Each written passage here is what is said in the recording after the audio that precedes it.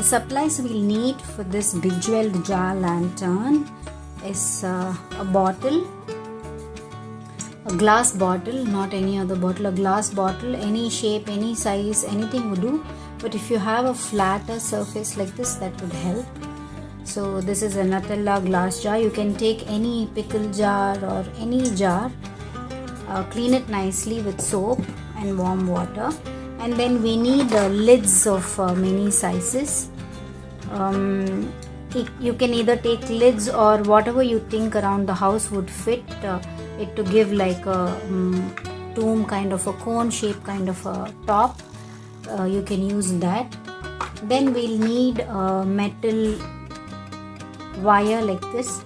If you don't have this, it's fine. You can even use the jute rope. Then any glue, a nice strong glue. Then we need this fevicryl mold it or shilpaka, whatever. It comes in two parts. It has two parts to it, and we need to mix it and use it.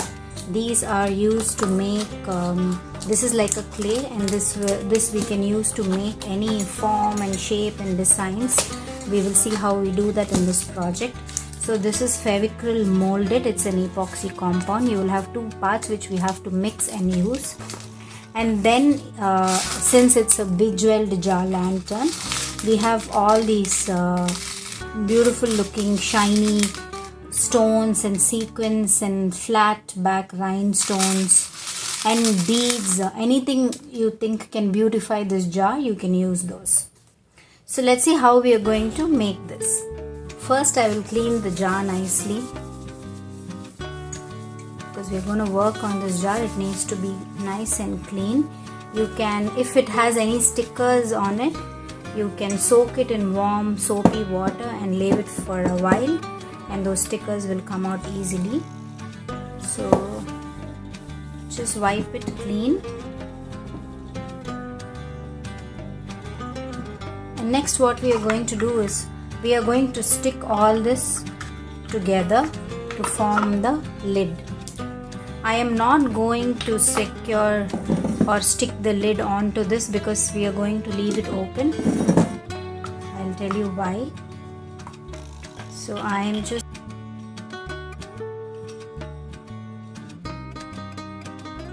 so we let this to dry, and this is how it will look. It will just give that cone effect. Fevicryl molded. There's a resin base and hardener.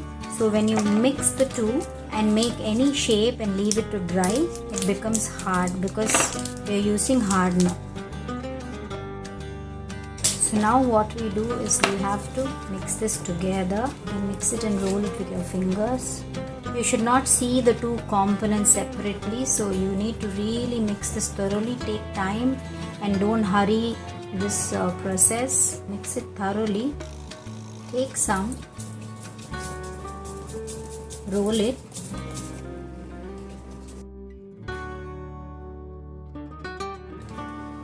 roll it like a 1/4 inch thickness. Make sure it's even. Now we'll take a bottle. Okay, the reason I said if it's a flat surface it will be easier is because you can place it like this and work. So that's the reason. We will form a frame on this. So before we put it, what we need to do is just put some glue. So I'm going to form it here. So I'm just going to place it like this. See, I have the sketch pen. I have the back of the sketch pen. It has this nice design. So what I'm going to do is I'm just going to simply press it. So if you look around, you can find a lot of stuff like this, and you can create beautiful designs. So this is what I've done. Similarly, we will form a frame here also. Leave ample time for it to dry. Don't hurry, because if you hurry, you're going to spoil all the design.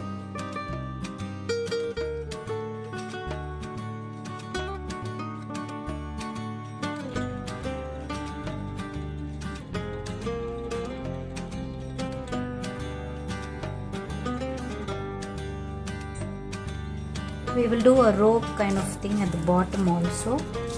For that, I will show a different technique here. Make your clay nice and thin, roll it nice and thin, and roll another line like this. So what I'm going to do now is I'm just going to twist these two together like this.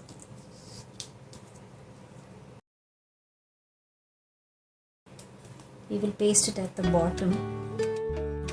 Any design you want. These moldeds are so versatile, these clays. You can make so many beautiful things. So now what I'm going to do is I want a pointed tip here. So I'm going to take some clay again. So I want to give this like a Moroccan feel. Make a ball.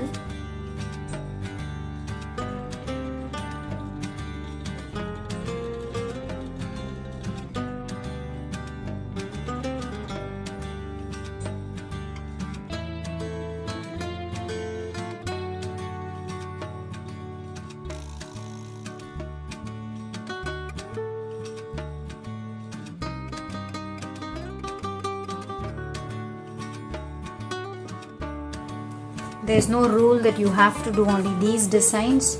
You can do anything as per your choice, your creativity and your ideas. These are just inspirations. You can play around with your ideas. You can even make flowers, leaves or anything that you want and stick it on.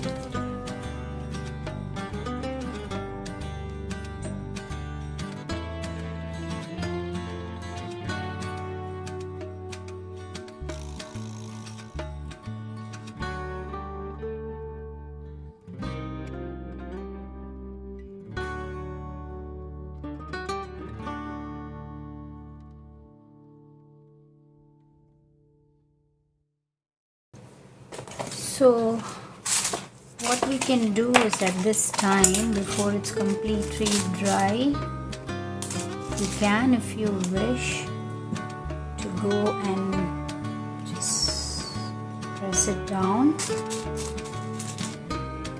These flat back rhinestones. This is just to give it another extra dimension and effect. This is optional. If you want, you can do this. There's no rule, but it's just gonna look nice. So at this time, when you press it in, it will stick to the clay. So as the clay dries, your stones will also dry together, and they will look like they are like embedded in the design. So that's the reason we are doing it at this time.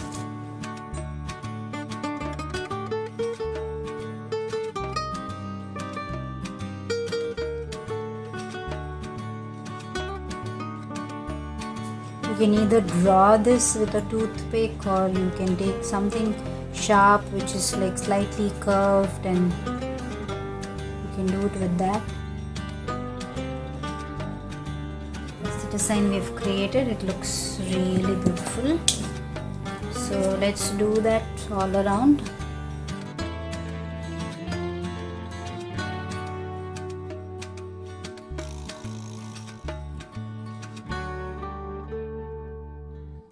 So this is dry now. What we are going to do is we'll paint this completely black.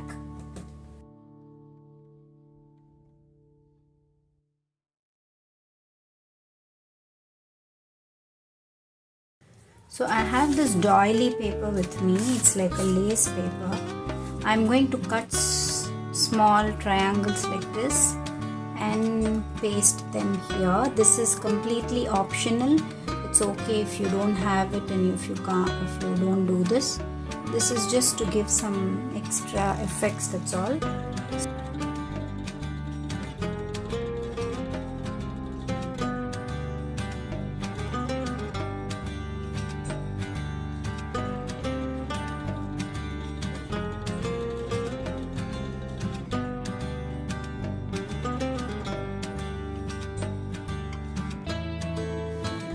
I'll paint this in black first and then I will add it to the corners.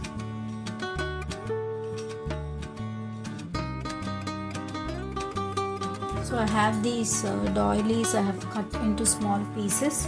I'm just going to stick them in the corners. This step is completely optional. If you want, you can do this. Otherwise, you can just leave it. It's fine. I just want to give it a little more Moroccan kind of look, and that's why I'm adding these. Otherwise, it's absolutely fine if you don't.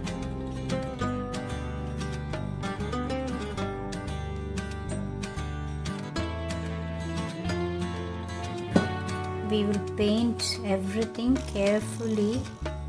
Since we have those gems, I will carefully paint all our clay part in black.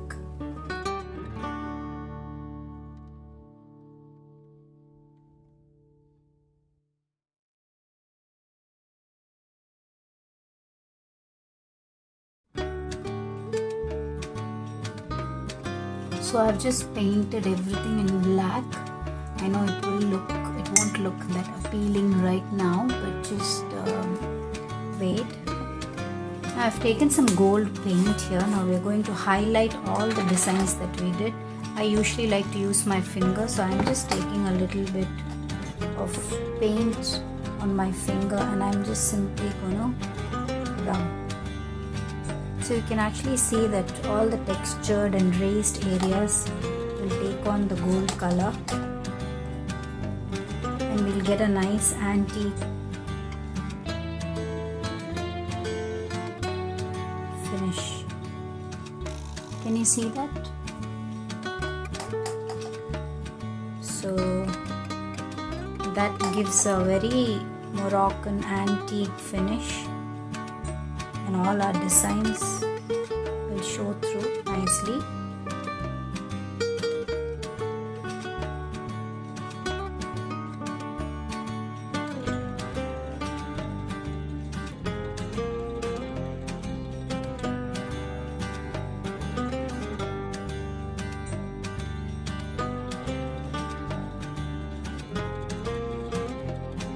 So see, the whole look has changed. We are slowly getting like a Moroccan lamp look. So I'll let this dry and then we will come back to the next steps. Similarly, I'll give the lid also some gold accents. See, this lid already had those lines on it, so it's beautifully taking the color.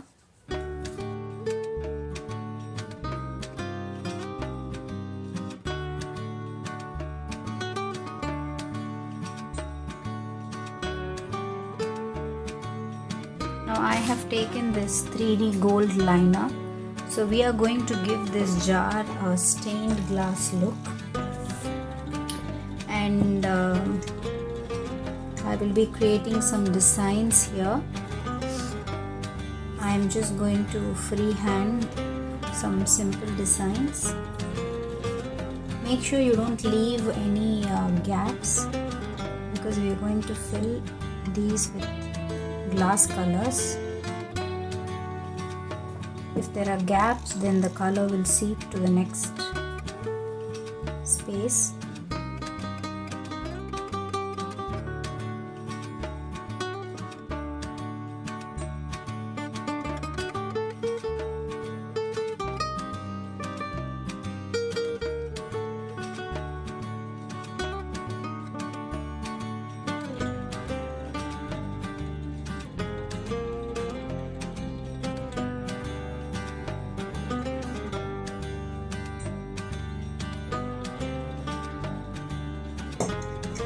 We'll move on to this side. Here I'm going to make like a window.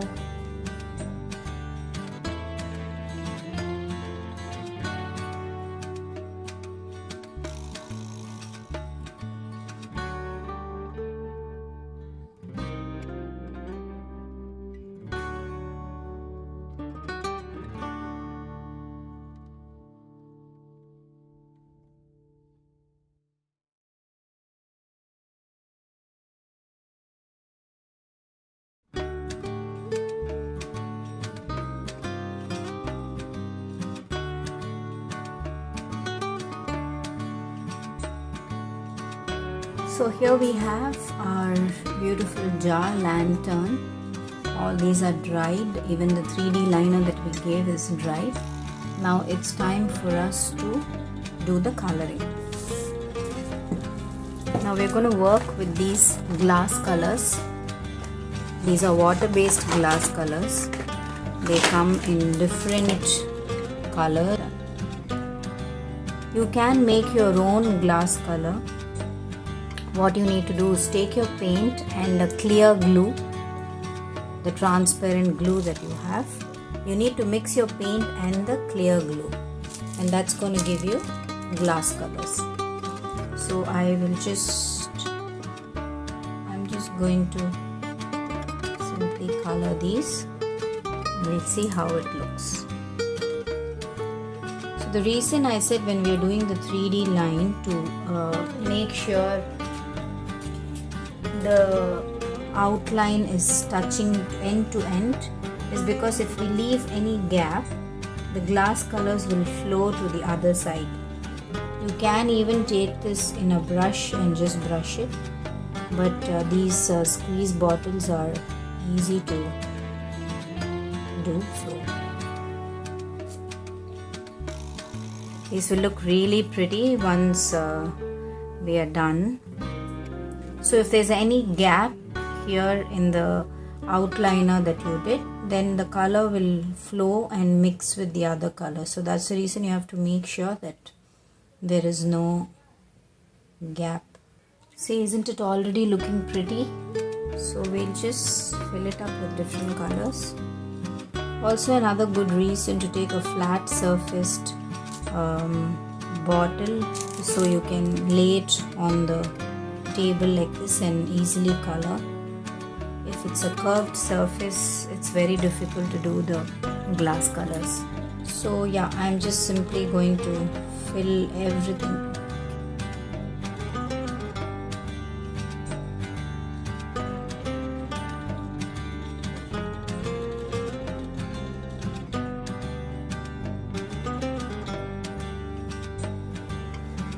Before you move to the next side, make sure this side is completely dry, because if we tilt it, it's going to flow out and get spoiled. So first dry one side and then move on to the next side. We'll do the other side now. This side is dry. It will still flow a little bit this side because it's curved surface.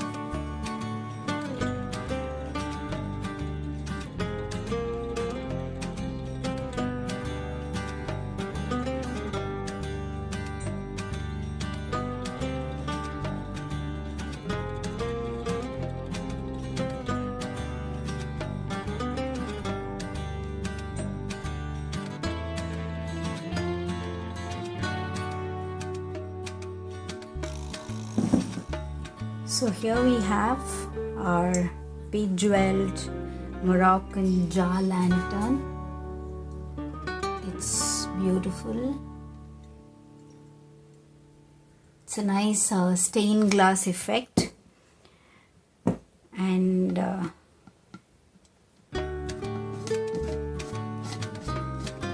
I have just sprayed one coat of varnish after the paint was dry. So that's how it looks. So now what we do is we put the handle. So we have this I have this wire. It's quite thick, but it's pliable also, and I have made 2 holes on these 2 sides of one of the lids here. I have made holes, so you can put this wire through that. Or you can also tie a rope around. That's absolutely fine, but this will just give like a nice lantern effect, so that's the reason. I'll just make small curves on the ends, so it will go and lock itself inside. You can use a rope instead, it's completely fine. Anything to hang the lantern, so rope is fine too. So since you bend it, when it goes in, it will get locked, it won't come out.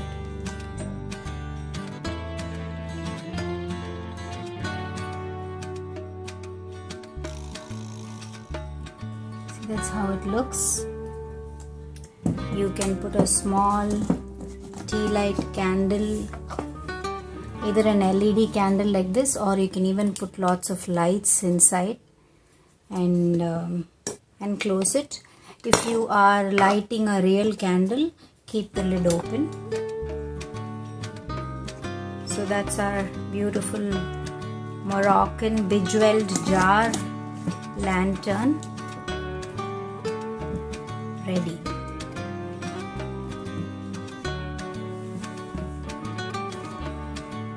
Hope you enjoyed this tutorial.